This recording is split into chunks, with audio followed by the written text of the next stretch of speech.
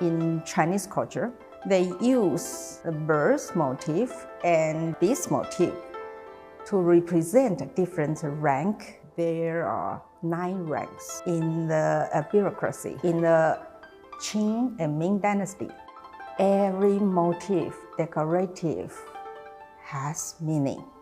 For example, for the crane, it represents longevity and wisdom in Chinese culture for thousands of years. So they gave the crane to become the first rank motif of civil officers. Mandarin dog, it represents the 7th rank, also represents love. And for the military officers, the first rank motif is qilin, not a real natural animal. It's just a mystery creature.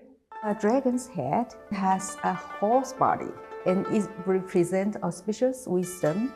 Most people, we are familiar with the birds, the beast, but in Chinese culture, they gave them specific meaning, and then also added some mystery animals to represent some special meaning or symbolism.